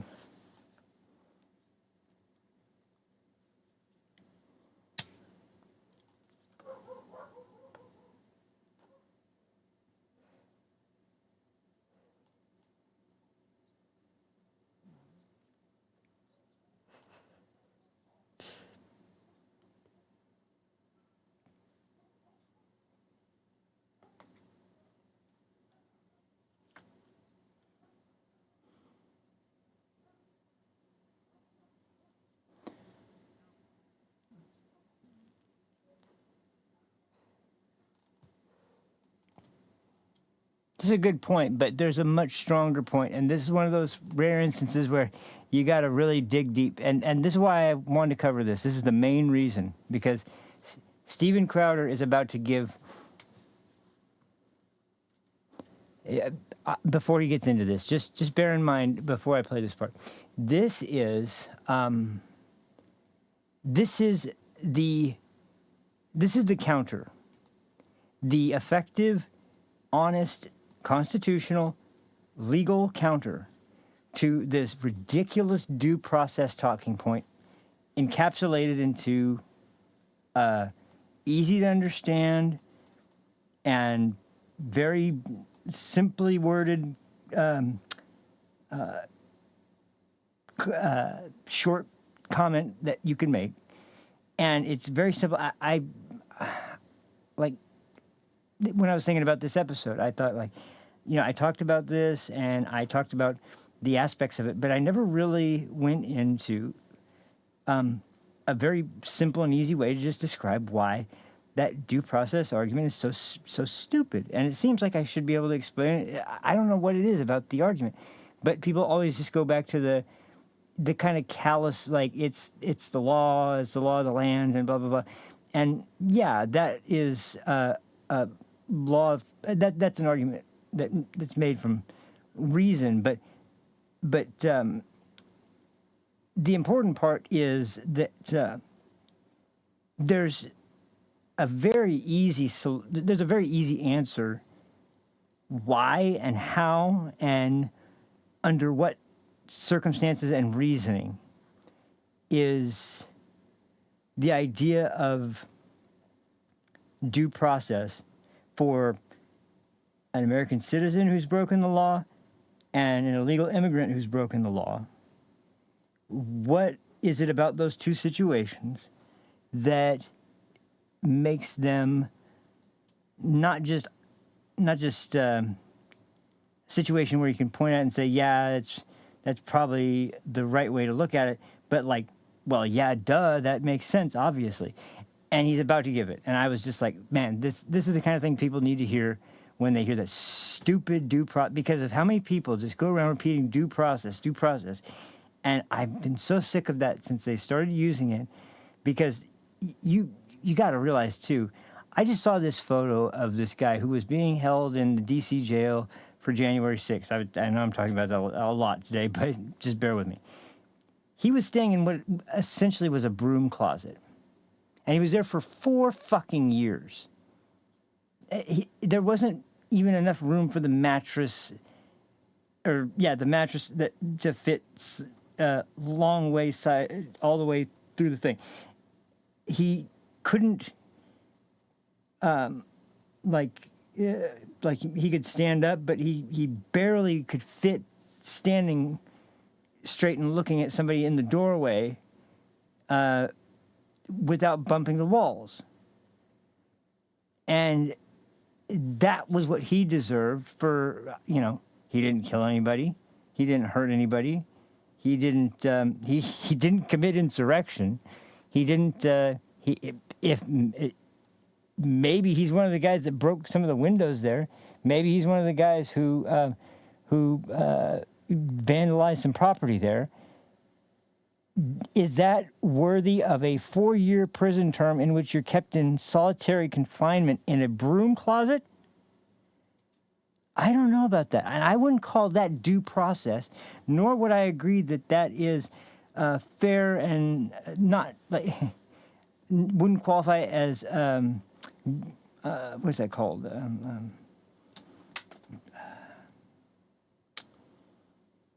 Is it gross or unusual? No.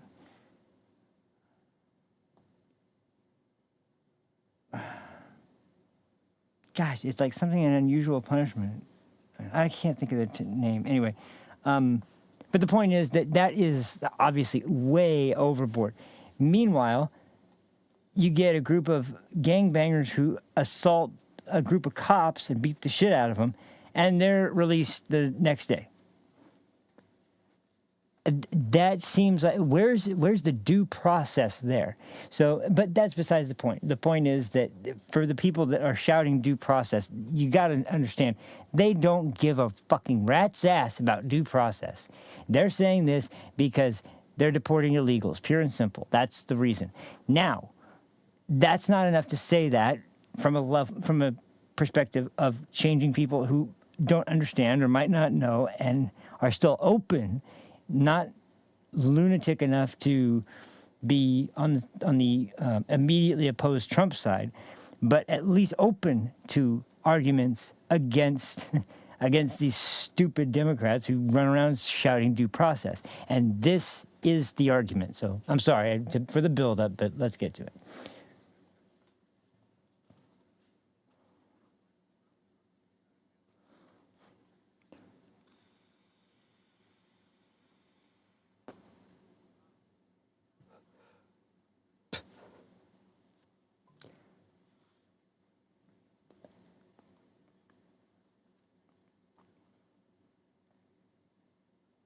Hang on.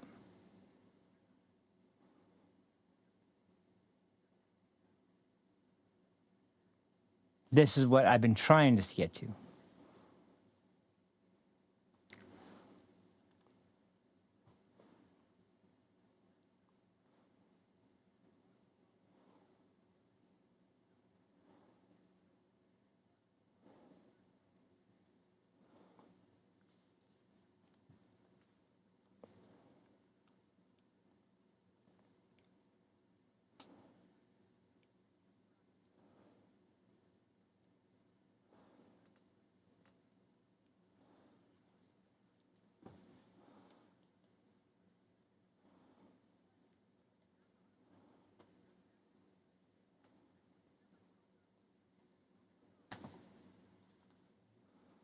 That's it right there. There we go. There we go. There we go. I'm going to expand on this in just a second, but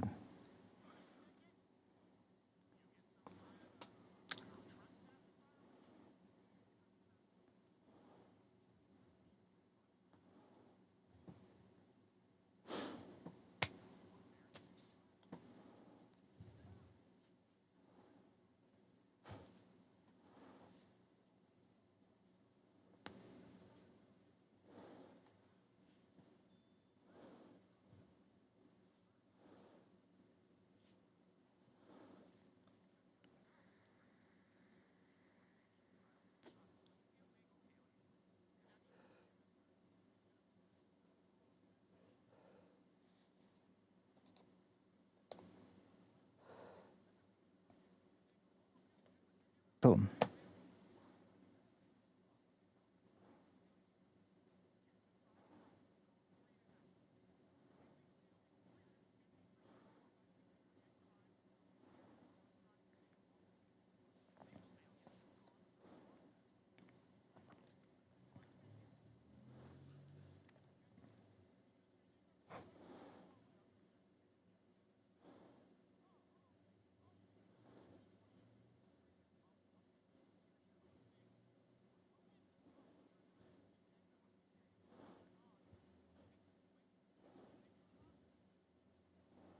Mm-hmm.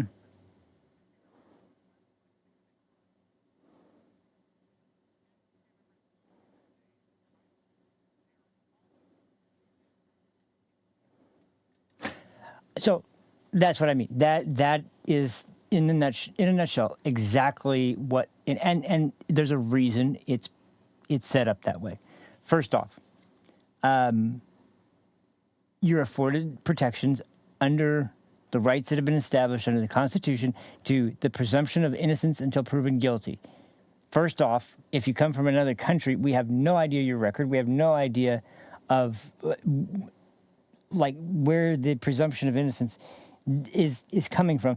And on top of all of that, because, is this someone who was released from a prison? Is this someone who has committed multiple murders already? Is this somebody fleeing because the law was after them? We don't know.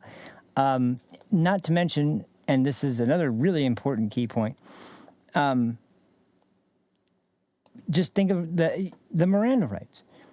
You have right to remain silent. You have the right to an attorney. If you can't afford one will be appointed to you by the state. And this is what the left wants you to think is exactly what is afforded to people who we know for a fact are here illegally, which the process that everyone voted for and everybody wants to have happen is if that is the case, you should be removed. And this is even worse because, once again, now we're talking about people who broke in to the country illegally. There's strike one, and did some other crime, and probably many more than that. And there's strike two. Now they're asking for due process. And what just pisses me off so bad is how they keep using this over and over again. And it's like, there was the due process.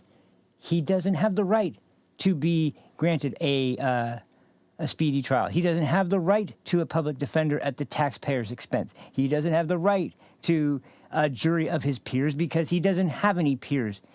And if you actually want to find a bunch of illegals to be his peers in the jury, I don't consider that an unbiased group of people.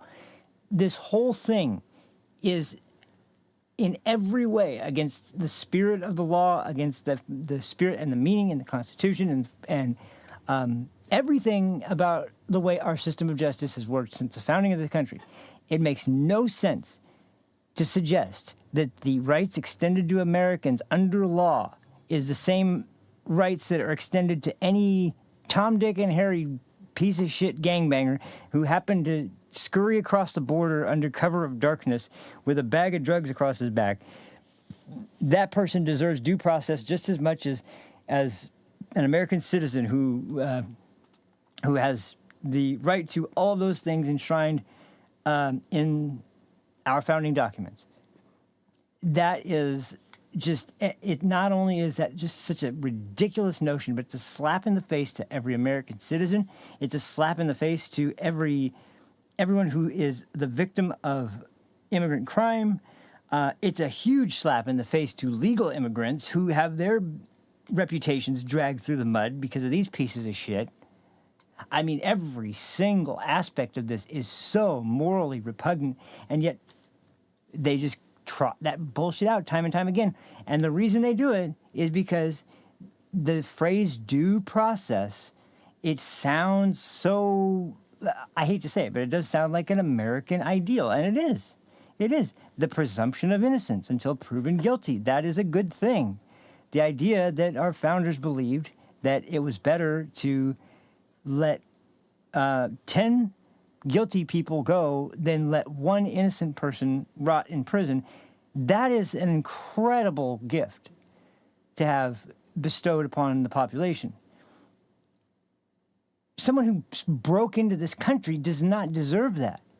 I'm sorry. That's just not... No, I'm not sorry. They don't deserve that. What did they do to earn it? Nothing. All we know from them is breaking the law. That's all we know from them. They could be good people, sure. But they made a bad decision in coming here. That's why I really like that idea that they proposed about if you want to self-deport, we'll give, because it's cheaper on the taxpayer to give them $1,000 and send them on their way. They don't have to be held in some facility for an extended period of time. They don't have to be provided with meals and facilities to stay and anything else. They can be deported and have some money, and then as an extra incentive, you're not barred from entry ever again. You can apply and go about it the right way if you choose to at some point. And I think that's a fantastic idea, and I know it's been taken up on at least a significant number of occasions because people that are here illegally, a lot of them are just afraid in their day-to-day lives, which they probably should be if they are here illegally. But the point is that, that's a merciful way of going about it. It's a humane way of going about it. And it's a good way of going about it. But this ridiculous idea that that handling every illegal immigrant case needs to be treated like a jury trial is so far off the mark. It's ridiculous. Why do we have immigration judges? Why do we have immigration courts to determine the legal status of immigrants? And if they're here illegally, as determined by an immigration court, especially to the point that they've been issued a final notice of removal, then that means they've had quite a bit of due process. And the process determined, goodbye, leave. We don't want you here. They don't need any more due process. Anyway, I thought that was so concise and so to the point, because once again, you are granted due process, but due process, it doesn't mean one thing. It means several things. For a misdemeanor, it means usually a fine. I mean, that's due process. It doesn't always mean a jury trial to determine guilt. Sorry, that's not due process. So this idea that they use, because once again, it's just a group of propagandists who understand the words that have the most cultural significance to the population, because they are words that were, used many, many times by people involved in government and people involved in lawmaking and things like that. And there's a certain connotation and a certain amount of historical precedent that comes along with those words. And so, unfortunately, that presents a sort of picture in people's heads that's just false, and they know it. They know it for a fact. So that's why they do it. But it's a lie. It's bullshit. I'll finish this up right now.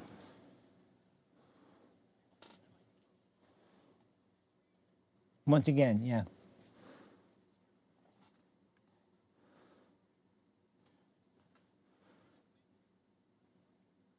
They're some of the most anti-immigrant people in the country.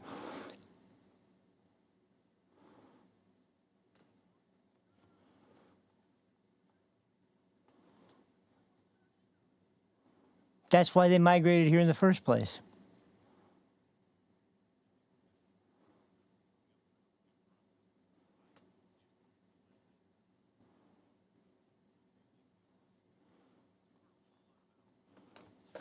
Yeah. Whew.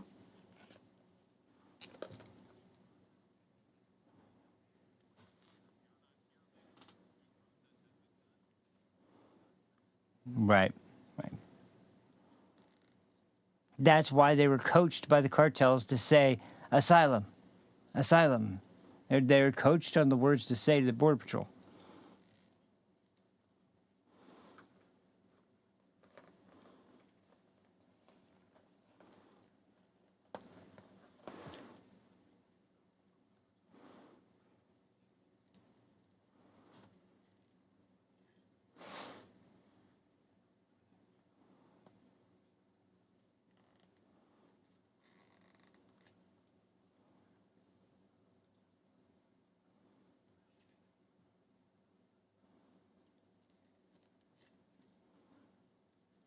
Once again, yeah.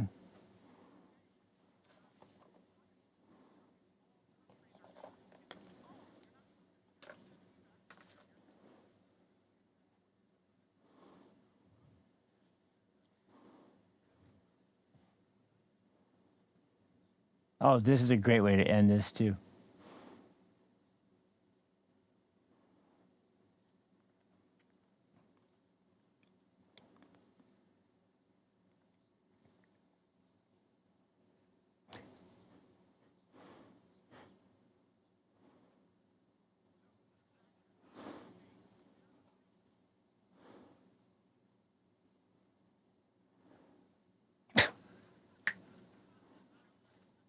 There we go.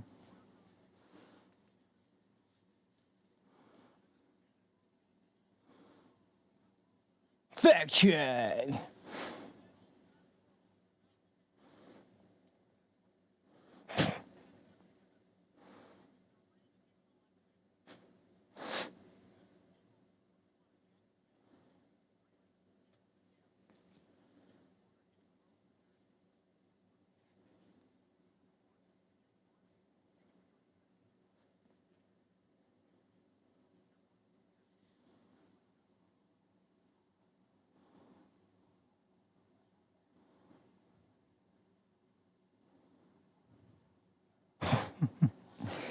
So, yes, actually, once again, like I said, that's a perfect way to sum up the end of this here, because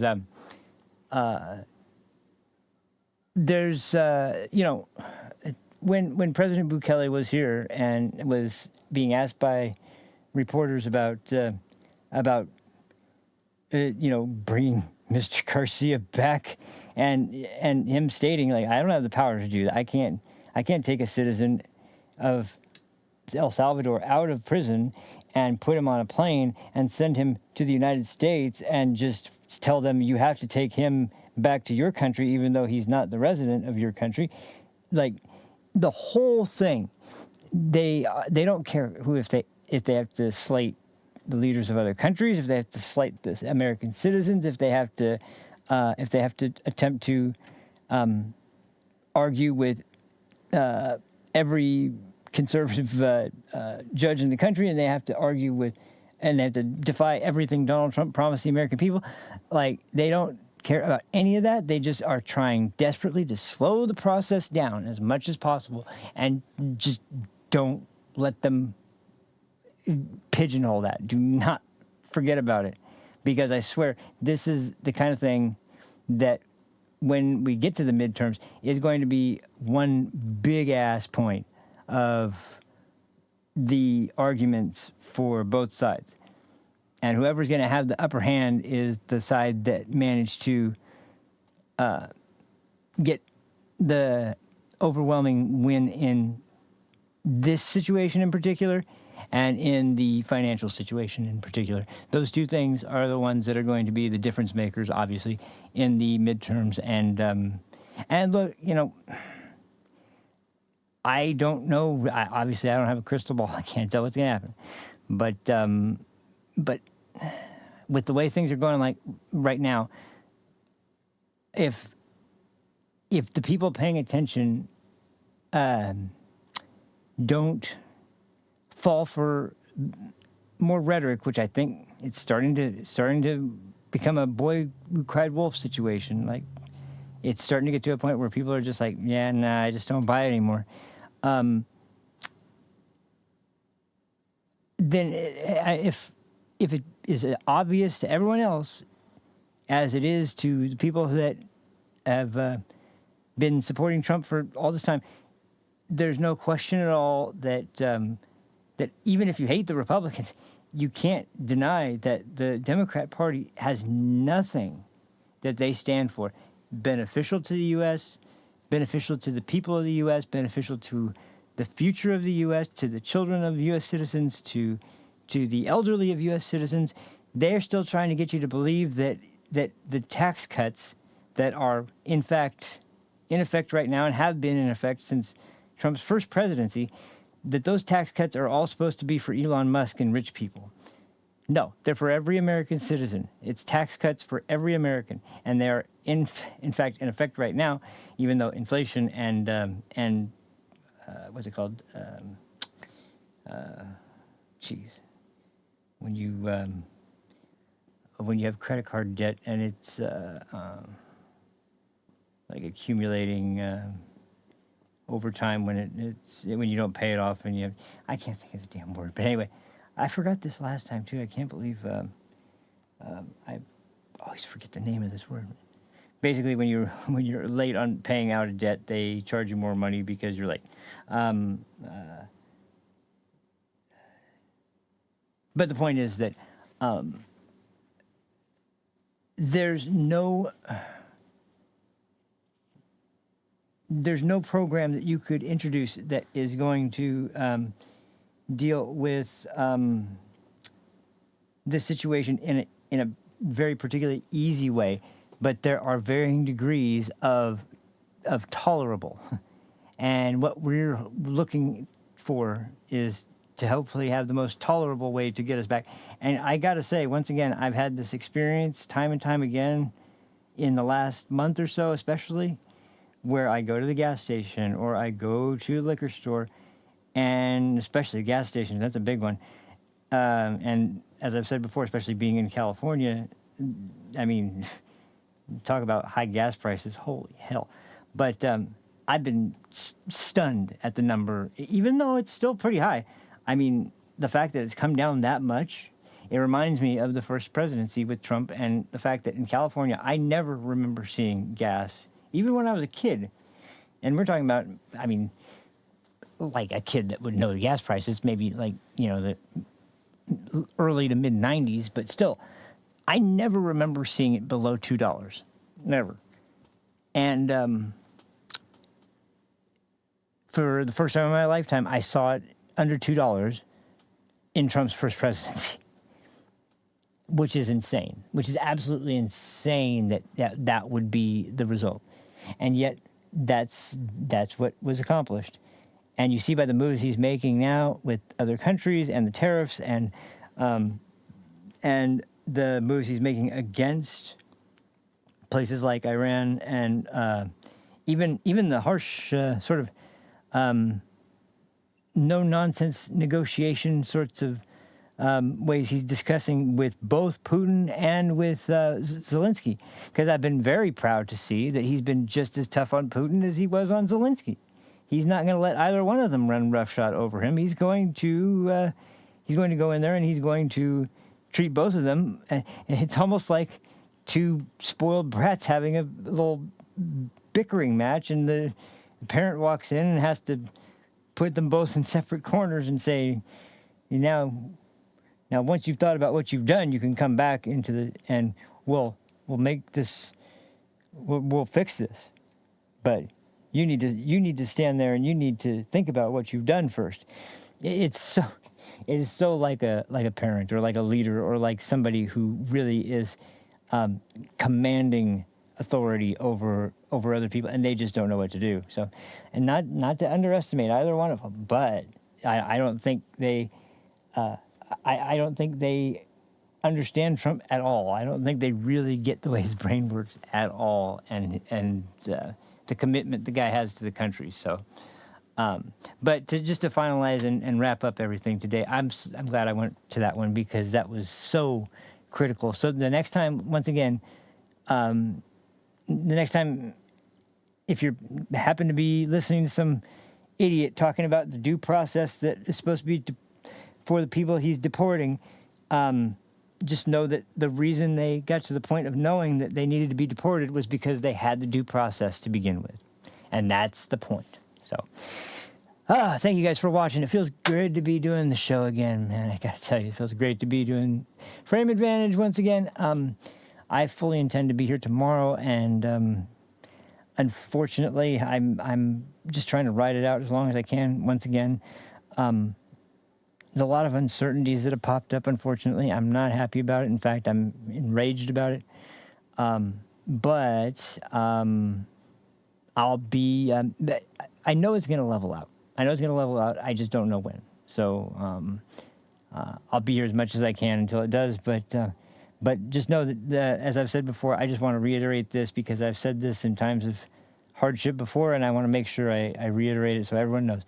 I'm not ever quitting this show until I'm ready to call it quits. And so until you see it on X or on either of the channels I stream to, coming from me, that the channel is done, the streams are done, I'm out of the game, I'm going to be back. So even if a bunch of time goes by and I haven't posted anything, I will be back.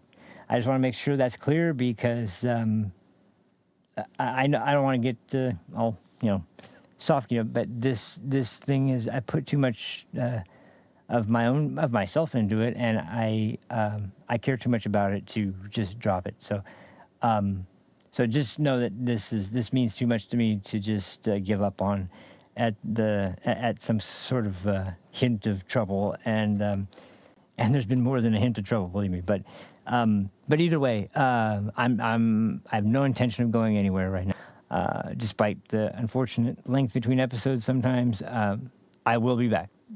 Not like Schwarzenegger, like me. So anyway, but thank you guys so much for watching that. I really appreciate it. And I will see you guys hopefully tomorrow. We'll go over the other video I was going to get to today in the next episode because it's also important, but that one was critical. So either way, thank you guys, and I'll see you then. Until then, take care of yourselves.